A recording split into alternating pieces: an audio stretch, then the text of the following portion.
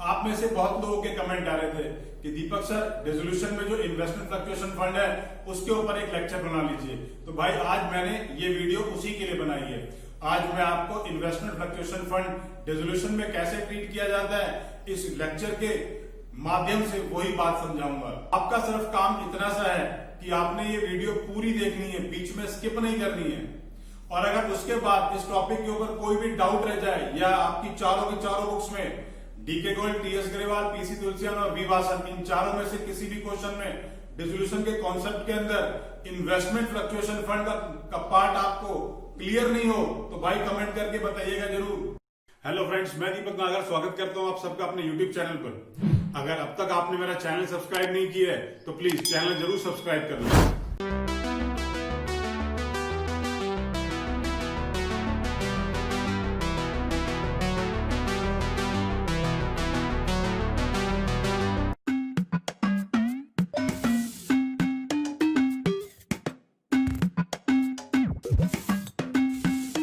आइए अब हम समझेंगे कि इन्वेस्टमेंट फ्लक्चुएशन फंड या रिजर्व क्या होता है। सबसे पहले यह समझना जरूरी है कि इसका मतलब क्या है, इसका मीनिंग क्या है।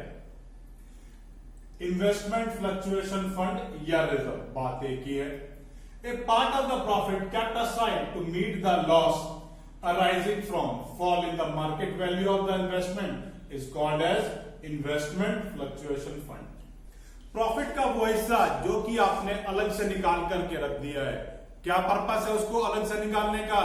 पर्पस है कि अगर कल इन्वेस्टमेंट की वैल्यू कम हो जाएगी, मार्केट में फ्लक्चुएशन आ गई, मार्केट में इन्वेस्टमेंट की वैल्यू कम हो जाएगी, तो वो जो लॉस हो जाएगा उसको हम यहां से सेट ऑफ कर लेंगे, उसको हम यहां से एडजस्ट कर लेंगे। बेसिकली हमने ये करा क्या है, इन्वेस्टमेंट फ्लक्चुएशन फंड क्या है, ये एक प्रोविजन की तरह है। ठीक है, जिस तरीके से हम डेटर्स पे प्रोविजन बनाते हैं, प्रोविजन फॉर डाउटफुल डेट्स, उसी तरीके से ये इन्वेस्टमेंट के ऊपर प्रोविजन बना दिया है। इन्वेस्टमेंट को सेफ गार्ड करने के लिए उनकी मार्केट वैल्यू से जो होने वाला नुकसान है उसको पहले से ही कैलकुलेट करके उसके लिए हमने ये प्रोविजन बना दिया है।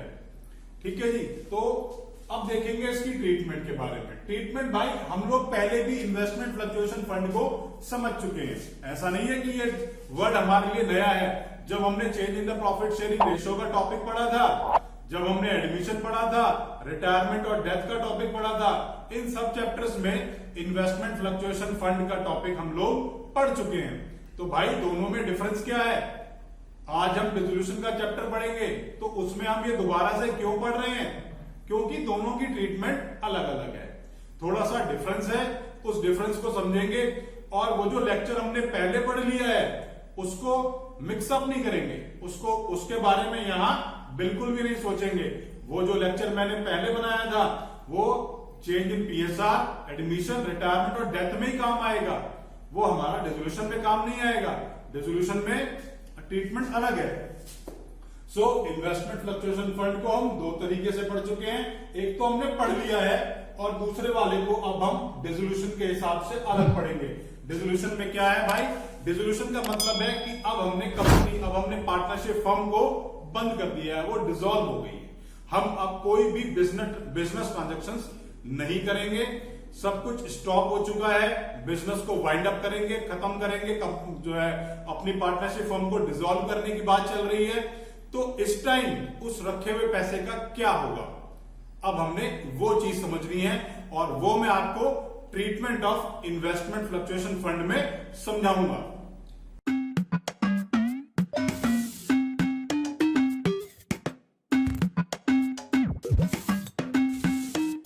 आइए अब हम समझते हैं कि इन्वेस्टमेंट फ्लक्चुएशन फंड को किस तरीके से ट्रीट किया जाएगा, कि आखिर उस रखे हुए पैसे का करना क्या है जो इन्वेस्टमेंट फ्लक्चुएशन फंड के नाम से हमारी बैलेंस शीट की लायबिलिटी साइड में अपीयर हो रहा है। आइए देखते हैं treatment of investment fluctuation fund. Investment fluctuation fund को ट्रीट करने के दो तरीके हैं, या तो क्वेश्चन में इन्वेस्टमेंट दे रखी हो, मतलब बैलेंस शीट के एसेट साइड में इन्वेस्टमेंट अपीयर हो रही हो, या फिर when the investment is not given in the question, जब इन्वेस्टमेंट नहीं दे रखी हो।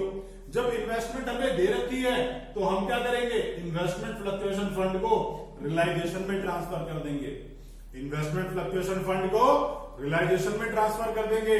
और अगर आप इस वर्ड पर थोड़ा ध्यान देंगे, इन्वेस्टमेंट फ्लक्चुएशन फंड वो प्रोविजन है, वो फंड है जिसकी हम कोई पेमेंट नहीं करते, मतलब सिर्फ रियलाइजेशन में ट्रांसफर करके छोड़ दूंगा, इसकी कोई पेमेंट नहीं की जाएगी टू बैंक करके।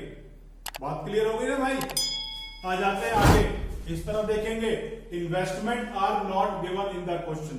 अब investment are not given in the question का मतलब है कि क्वेश्चन में इन्वेस्टमेंट नहीं दे रखी, सिर्फ इन्वेस्टमेंट फ्लक्चुएशन फंड ही दे रखा है। जब इस तरह की बात है तो क्या होगा, हम उस पैसे को as a reserve, as a profit partners के बीच में बांट देंगे। क्यों? जिसके लिए वो प्रोविजन बनाया था, जिसके लिए वो जो है फंड क्रिएट किया था, वो तो है नहीं, तो ये सारा क्या हो गया हमारे लिए, एक तरीके से प्रॉफिट हो गया। और प्रॉफिट हमने क्या करा, पार्टनर्स में बांट दिया।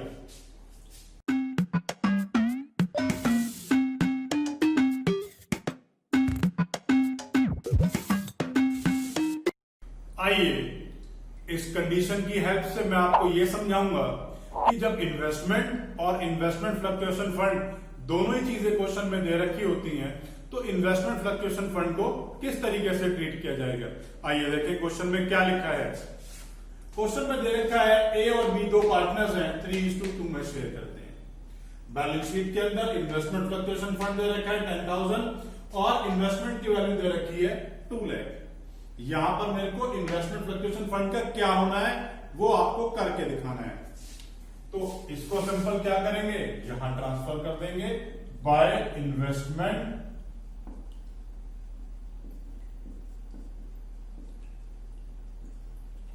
फ्लक्चुएशन फंड या रिजर्व। अमाउंट दे रखा है 10,000। इस इन्वेस्टमेंट को यहां ले आएंगे, जैसे कि हम सारे के सारे एसेट्स को बैलेंस शीट में से कॉपी करते हैं। इसके अलावा इस इन्वेस्टमेंट फ्लक्चुएशन फंड का और कोई भी ट्रीटमेंट नहीं करना है, हमने सिंपल इसे बैलेंस शीट में से उठा करके रियलाइजेशन में ट्रांसफर कर देना है।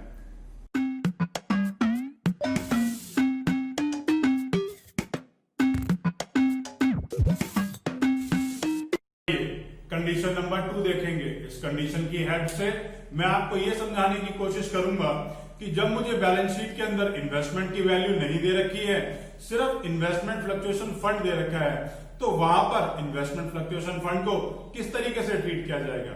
आइए सबसे पहले क्वेश्चन में देखेंगे कि क्वेश्चन में क्या लिखा है। क्वेश्चन में दे रखा है ए और बी दो पार्टनर्स हैं, 3:2 में शेयर करते हैं। अब 3:2 में शेयर करते हैं, क्वेश्चन में सिर्फ इन्वेस्टमेंट फ्लक्चुएशन फंड ही दे रखा है 10,000। इन्वेस्टमेंट के नाम पर हमारे पास कोई एसेट नहीं है, कोई भी एसेट इन्वेस्टमेंट के नाम से अपीयर नहीं हो रहा है। अब क्योंकि सिर्फ फंड ही फंड है, तो भाई क्या करेंगे, इसको हम पार्टनर्स कैपिटल में डिस्ट्रीब्यूट कर लेंगे बाय इन्वेस्टमेंट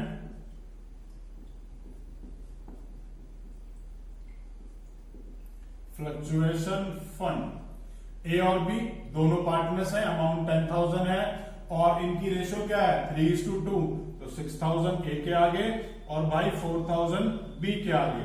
कई बार क्वेश्चंस में इनकी जर्नल भी मांग ली जाती है, तो भाई जर्नल एंट्री कैसे करेंगे, ठीक है जी। तो जर्नल एंट्री के लिए हमें क्या करना है, investment fluctuation fund account debit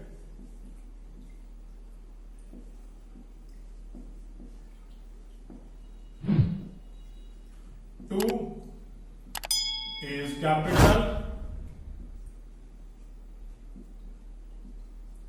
to B is capital। Amount है 10,000 इन्वेस्टमेंट फ्लक्चुएशन फंड का और यही 10,000 इनकी रेशियो 3/5 और बाय 2/5 में डिस्ट्रीब्यूट की जाएगी, जिसकी वैल्यू आ गई है 6,000 और 4,000। फाइनली इसी तरीके से हमने ये इन्वेस्टमेंट फ्लक्चुएशन फंड का कॉन्सेप्ट समझ लेना है। सिर्फ दो ही ट्रीटमेंट है, जब इन्वेस्टमेंट है और जब इन्वेस्टमेंट नहीं है। अगर आपको मेरी वीडियो अच्छी लगे तो भाई लाइक बटन जरूर प्रेस कीजिएगा। इस लाइक बटन के मेरे को कोई पैसे नहीं मिलते हैं, एक मोटिवेशन रहती है कि देखने वाले को मेरी वीडियो अच्छी लगी।